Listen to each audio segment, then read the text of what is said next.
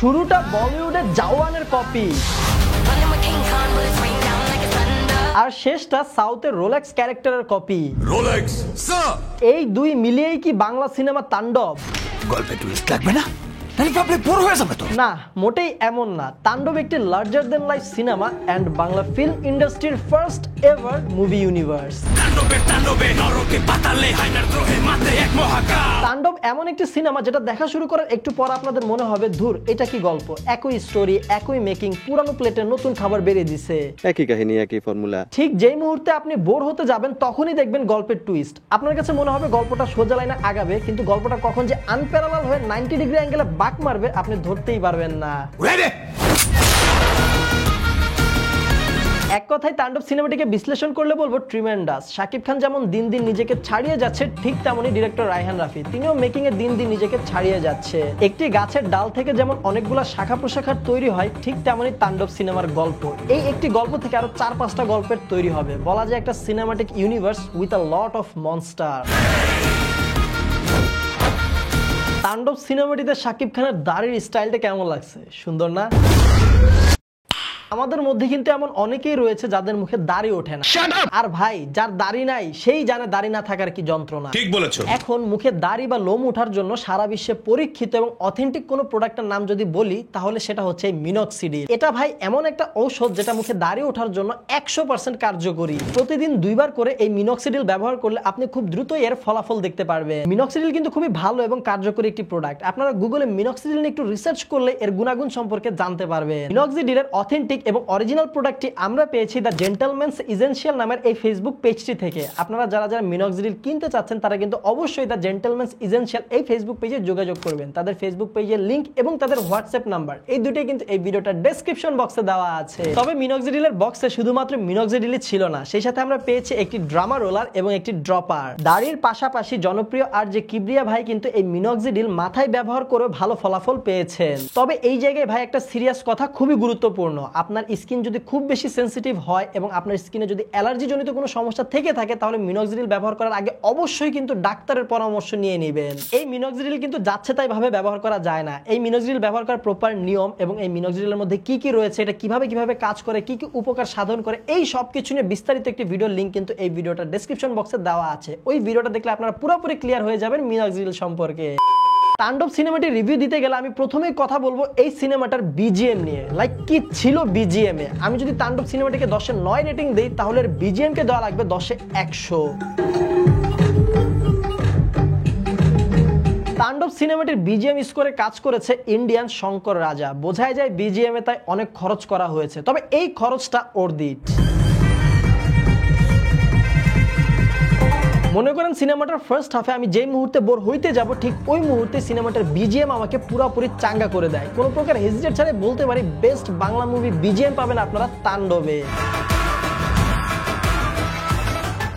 তাণ্ডব সিনেমাটির ফার্স্ট হাফে স্টোরি বিল্ড আপ করা হয়, তবে কিছু জায়গায় স্টোরি বিল্ড আপে গল্প স্লো হয়ে লাইনচ্যুত হয়ে যাচ্ছিল। কিন্তু সেকেন্ড হাফ আপনার চোখের পলক ফেলতে দিবে না। গল্পের গতি বেড়ে যায় 200%। ক্যারেক্টার থেকে ক্যারেক্টারে জাম্প, টুইস্ট রিভিল হওয়া, নিউ টুইস্ট ক্রিয়েট হওয়া, পুরাই ধামাকা।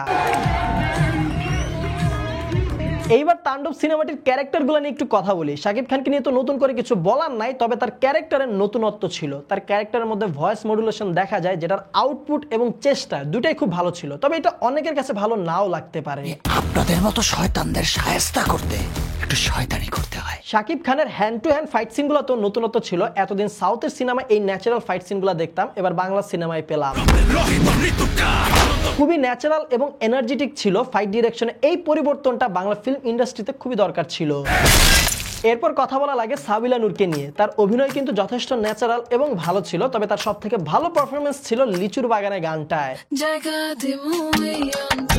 জয়া আহসান ছিল এই গল্পটার অন্যতম প্রাণ, তবে তাকে নিয়ে ভাই বলার মতো শুধু একটা কথাই আছে, সেটাই হচ্ছে ওনার বয়স কি আসলেই 50 ছুঁই ছুঁই? আমি বিশ্বাস করি না। বাঘা বাঘা আরো অনেকগুলা ক্যারেক্টার ছিল এই তাণ্ডব সিনেমায়। সবাইকে নিয়ে যদি আলাদাভাবে কথা বলতে যাই তাহলে আমার এই ভিডিওটা ভাই 30 মিনিটের বেশি বড় হয়ে যাবে। তবে এক কথাই বলবো, প্রত্যেকটা ক্যারেক্টার গল্পে হিউজ ইম্প্যাক্ট ফেলা। তাণ্ডব সিনেমার গানগুলো বেশ চমৎকার ছিল, রিলিজ হওয়া গানগুলো থেকে রিলিজ না হওয়া গানগুলো কিন্তু আমার কাছে বেশ ভালো লেগেছে। সিনেমাটার একদম শুরুতে একটা গান দেখা যায়, যে গানটার মাধ্যমে গল্পটাকে গোছানো হয়, পাশাপাশি সিনেমাটিক শট দেখানো হয়, ওই গানটা আমার কাছে বেশ ভালো লাগছে।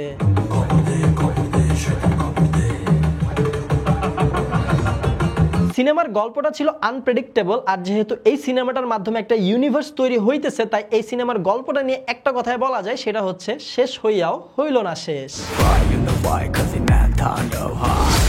তবে সিনেমাটির গল্পে ডিরেক্টর রায়হান রাফি সেই চিরচেনা ফর্মুলাটা ছিল। একটা উদাহরণ দিয়ে বোঝাই, লাকি ভাস্কর সিনেমার শেষ যে উক্তিটা ছিল, ফেমাস উক্তিটা মনে আছে? हार के जीतते हैं तो जीत याद रहेगी, history only remembers how you finished. ঠিক এই ফিলোসফিটাই বিশ্বাস করে রাফি ভাই। উনি সিনেমার শুরু আর মিডল যেমনটাই বানাক না কেন, সিনেমার শেষে এমন একটা ধামাকা দিবে যা দেখে জনগণ তাজ্জব হয়ে যাবে। এখন সিনেমাটার শেষে জনগণ যে ফিলিংসটা পাবে, তখন তাদের অনুভূতিটা যেরকম থাকবে, তারা তো রিভিউ বা রিয়াকশন সেই রকমই দিবে।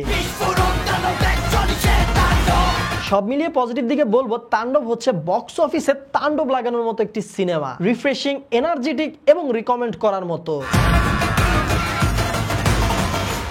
এইবার কথা বলা যাক তাণ্ডব সিনেমার নেগেটিভ দিকগুলো নিয়ে। অনেকগুলো পজিটিভ দিক তো আমরা দেখেছি, তবে তাণ্ডব সিনেমায় বেশ কিছু নেগেটিভ দিকও ছিল। নেগেটিভ দিকের কথা বলতে গেলে প্রথমে বলা লাগবে তাণ্ডব সিনেমার গান নিয়ে। না ভাই, গান খারাপ হয় নাই, তাণ্ডব সিনেমার গানগুলো বেশ ভালো ছিল, তবে কিছু গানের প্লেসমেন্ট ভালো ছিল না।